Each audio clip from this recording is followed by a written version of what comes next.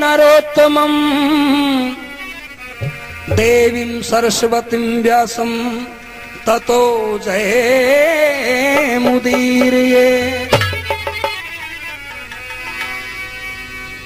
पांडवों ने दुर्योधन की शर्त के मुताबिक 12 साल वनों में घूम घूम करके पूरे कर दिए और 13वां साल जैसे शुरू हो रहा था और 12वां साल का जो समापन था, उस समय धर्म यक्ष के द्वारा धर्मराज युधिष्ठिर की परीक्षा ली जाती है और धर्मराज युधिष्ठिर से धर्म यक्ष ने धर्म से संबंधित प्रश्न किए हैं। उन प्रश्नों का जवाब धर्मराज युधिष्ठिर ने दिया है और जवाब देने से धर्म यक्ष प्रसन्न होते हैं और धर्मराज युधिष्ठिर से कहते हैं कि मैंने यही प्रश्न तुम्हारे चारों भाइयों से करने का विचार किया था, लेकिन उन्होंने मेरी आज्ञा का उल्लंघन कर दिया, इसलिए उनकी ये हालत करके मैंने इस तालाब के किनारे डाल दिए हैं और तूने मेरे प्रश्नों का जवाब दिया है। मैं प्रसन्न हूँ, तुम अपने चारों भाइयों को भी ले जाओ और जाओ। मैं यहाँ तुम्हें ये भी वरदान देता हूँ कि अज्ञातवास के समय में जो जो वस्तुएं तुम्हें चाहिएंगी वो सामग्री मैं स्वतः ही उपलब्ध करवा दूंगा।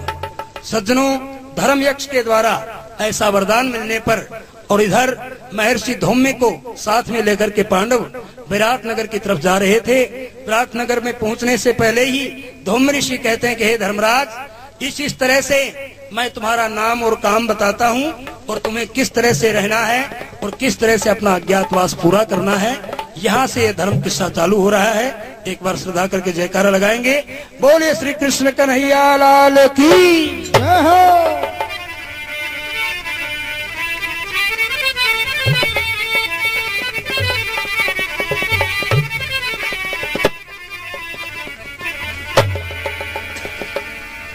ओ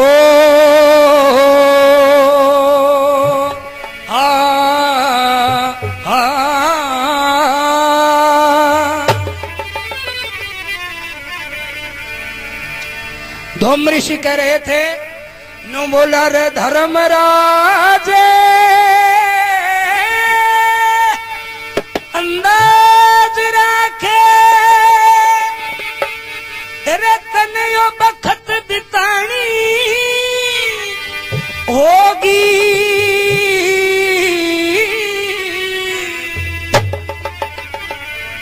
बोल के भाई, धर्मराज तने या बखत बितानी होगी।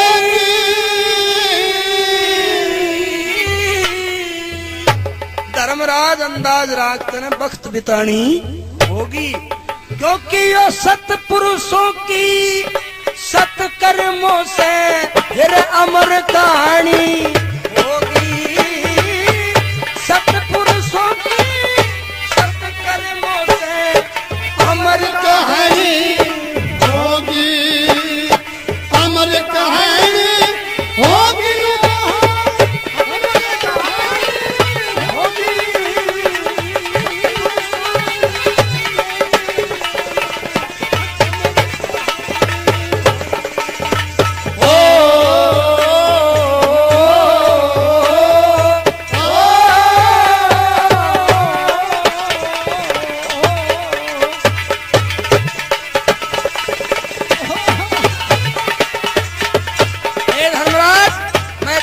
पांचों भाइयों का अलग अलग नाम और अलग अलग काम बता देता हूँ।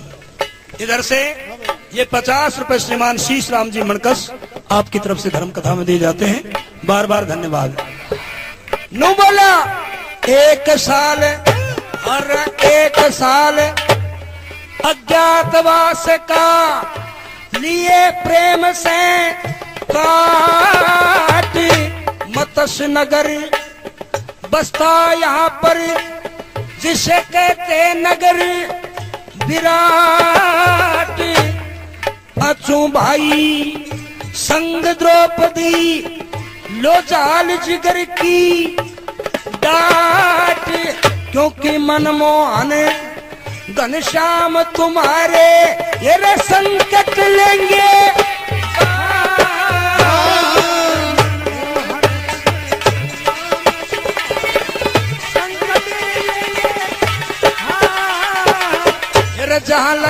धर्म की हे रे रे रे रे रे रे हे रे रे रे रे रे लगे धर्म की हाट दूर सब रख छातानी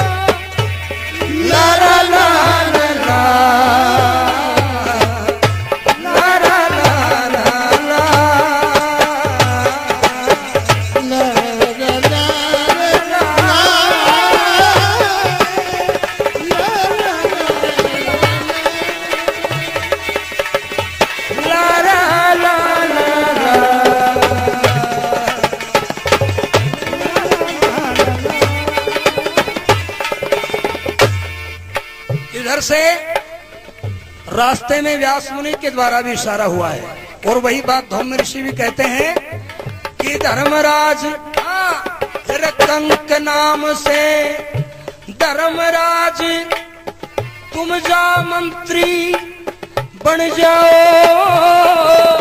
और बल्लभ नाम भीम का है तुम रोटी रोज बनाओ अर्जुन बन के चलो हिंजड़ा खुद नाचो और गाओ ये नकुल और सहदेव गऊ घोड़े तुम रोज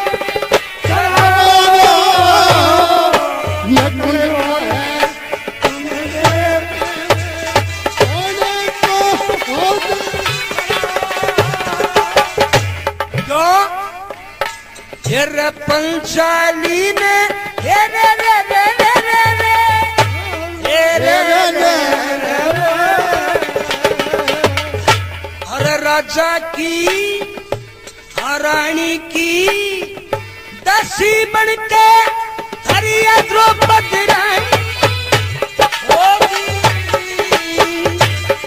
सत्पुरुषों की सत्कर्मों से अमर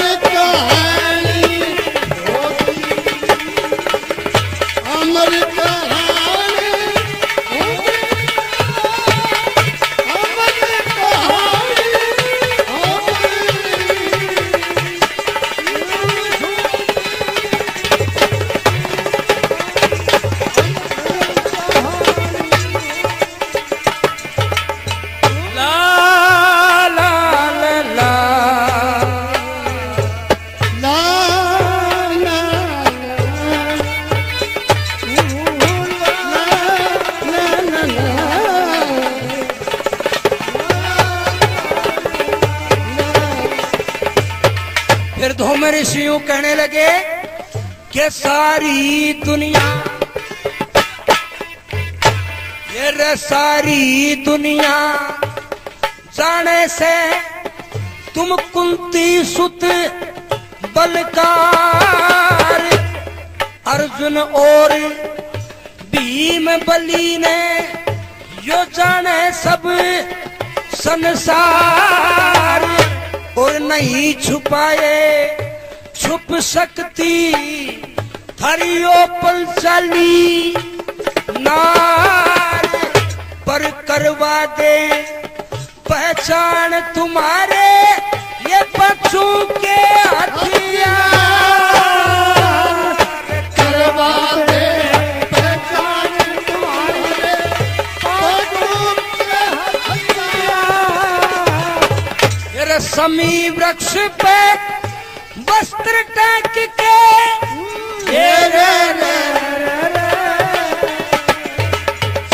समी वृक्ष पे शस्त्र टांग के जो चाल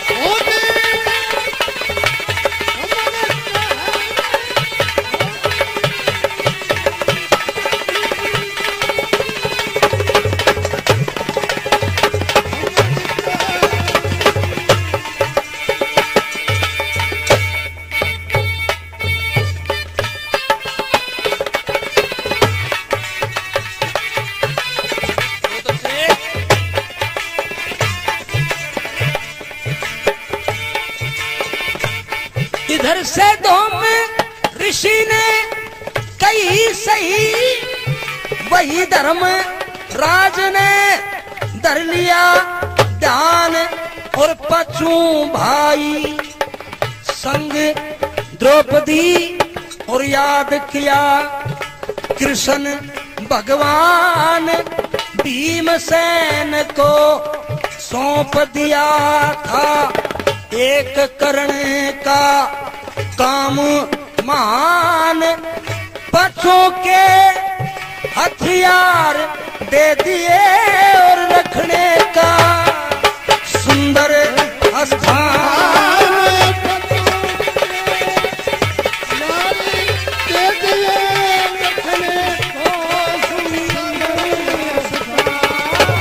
भीमसेन ने अस्त्र शस्त्र,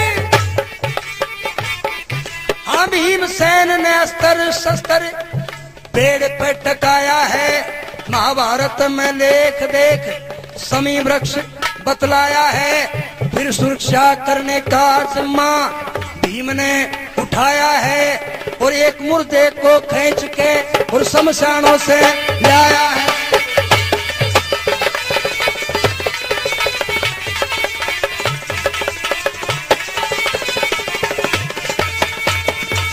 शमशानों से मुर्दा उठाया, शमशानों से मुर्दा ठाया। मन में मती उपाई देख और उसी वृक्ष के बांध दिया। यो लिखी लेख में पाई देख, कोई गैर आदमी ना आ सकता, देगा ईशा दिखाई देख। डर और दहशत मन में हो जा, यही बात जो पाई देख। अस्त्र शस्त्र रखे समी में, फिर चले पशु भाई देख।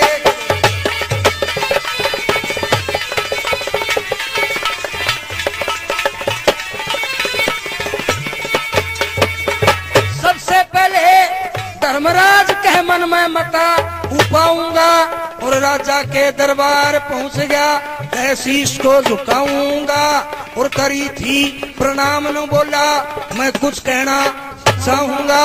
1 साल रहूं तेरे द्वार पे और तेरी टहल बजाऊंगा और मंत्री के पद पे रह के सलाह भी बताऊंगा। और 1 साल रह कर के राजा फिर घर में चला।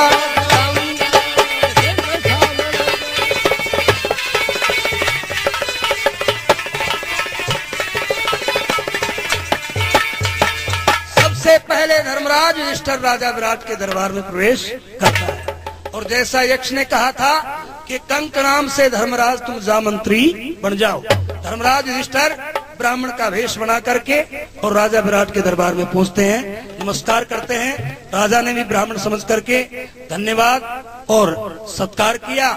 और इधर से राजा पूछते हैं कौन हो, कहाँ से आए हो, क्या तुम्हारा नाम है और मेरे दरबार में आने का आपका क्या काम है। धर्मराज युधिष्ठिर ने अपना विधिवत पता ठिकाना जैसा पहले से निश्चित कर रखा था। बोला महाराज मेरा नाम कंक है और किसी जमाने में मैं पांडवों के यहाँ रहा करता था, उनको समय समय पर उचित सलाह बताया करता था। लेकिन अब पांडव अपना अज्ञातवास कहीं काट रहे हैं और हम 1 साल के लिए तेरे द्वार पे रहना चाहते हैं। महाराज 1 साल पर आपके यहाँ नौकरी पर रख लो, 1 साल तक रह करके और फिर हम अपने ठिकाने पे चले जाएंगे। राजा ने धर्मराज युधिष्ठिर की शान शकल और बातों की बात चातुर्य देख करके और मन में विचार किया कि अगर पांडवों का मंत्री है तो जरूर मुझे उत्तम सलाह बताएगा और ऐसे आदमी को रखने में मुझे फायदा ही फायदा है। तो राजा ने यहाँ धर्मराज युधिष्ठिर को अपने यहाँ कंक नाम से मंत्री पद पर नियुक्त कर दिया। कि मेरी ये शर्त है, अकबर 100 मण तक के आटे की रोटी तो मैं अकेला खा जाता हूँ और फौज के लिए बचे तो बचे, मेरी कोई जिम्मेदारी नहीं। राजा मंत्री काणी देख बोलो कहे गाणी धर्मराज युधिष्ठिर काणी बोला कंक जी ये आदमी कहाँ से आया है, इसको देखो ढंग से कैसी बातें करता है। धर्मराज युधिष्ठिर कहने लगा कि महाराज पता नहीं पांडु से बिछड़े हुए इसको कितना दिन हो गया, कितना समय हो गया, इसको तो 100 मण के एक गाछ दिखते हैं, इसकी छुट्टी कर दो, खा सके उतना ही, अपने भंडार में कमी थोड़ी है। पहली शर्त राजा ने मंजूर करी, सुनो जी। और दूसरी शर्त भीम ने बताई महाराज दूसरी शर्त मेरी ये है कि मुझे कभी भी कोई गरीब से गरीब आदमी पीट दे, जैसे कोई थप्पड़ मुंह को लात मूसा मार दे, तो मुझे क्रोध नहीं आता है। लेकिन मेरे सामने से लंगोट बांध करके पहलवान निकल गया तो मैंने मेरा प्रण है कि उसको जिंदा छुड़ा ही। राजा बोले तू पहलवाना ने मारे से? बोले जी हाँ, मुझे चिढ़ है उनसे, मेरी उनकी पुरानी पुश्तैनी दुश्मनी है। राजा कंक से कहता है देखो कंक, ये आदमी कैसी मूर्खों की सी बातें करता है।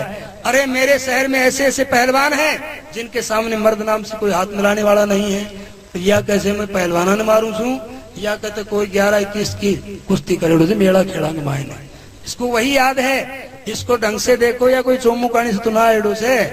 धर्मराज युधिष्ठिर बोले महाराज आपको क्या मतलब है, आप शर्त मंजूरी कर लो, वक्त आने पर अपने आप बेरा पड़ जाएगा।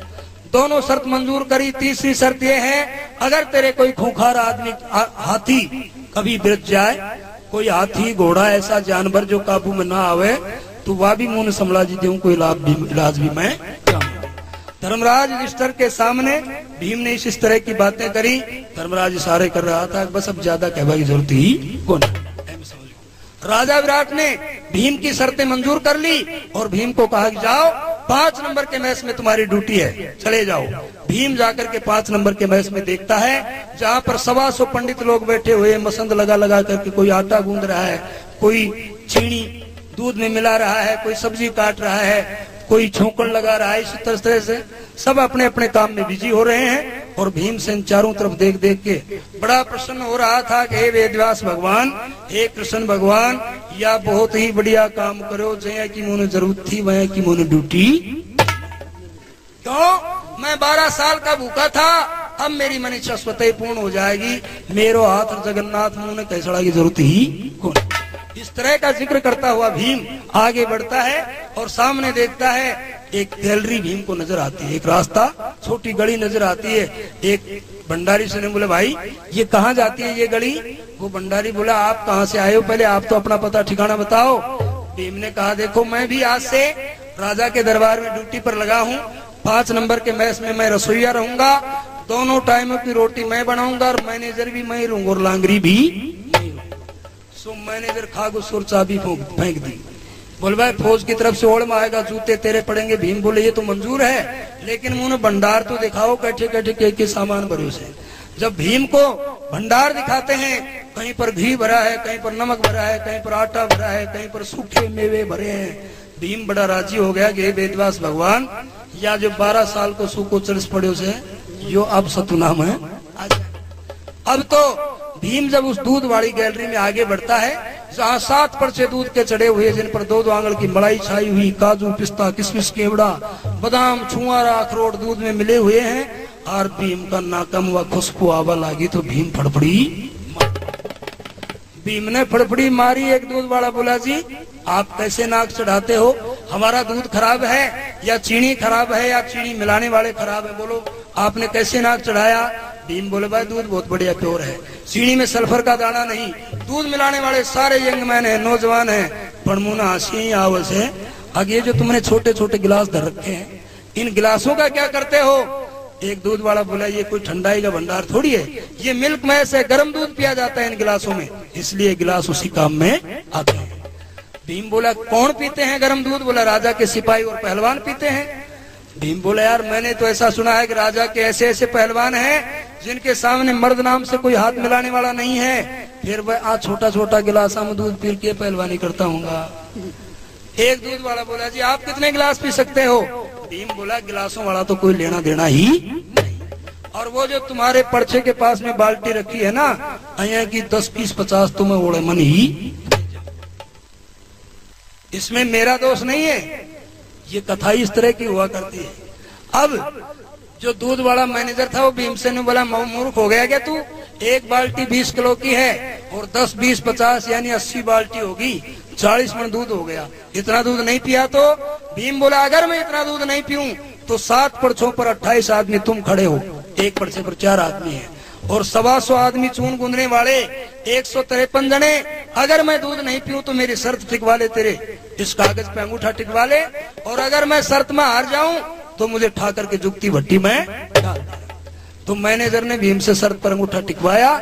जनाब भीम ने बोले एक काम करवाए मैनेजर साहब, एक माय रिक्वेस्ट, मेरी प्रार्थना है, आज पहलो दिन से तो के 80 बाल्टी मिलवाओगे या पहला नंबर को पड़छो से में पूरा में चीनी मिलवा लो। सज्जनों, मैनेजर भी इनका शरीर का नहीं देखो ऊपर नीचा से, तो 12 साल में थोड़ी कमजोरी ही तो आई थी, लेकिन आकार तो भयानक था ना।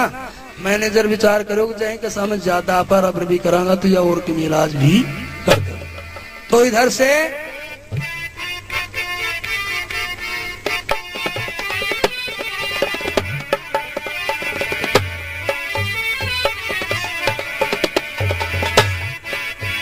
हाँ, जब पहले नंबर के पर्चे में चीनी तुरंत मिलाई, गोडी गार्ड बैठ गया झट से भीमसेन बलदाई।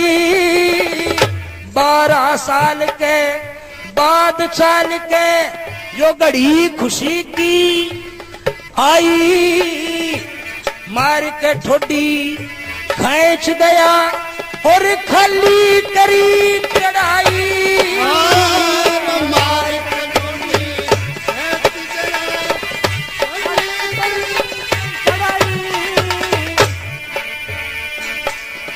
राधे श्याम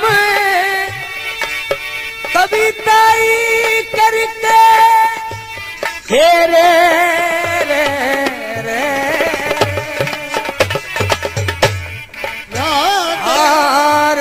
राधे श्याम कर कर कविताई तनयो कथा गानी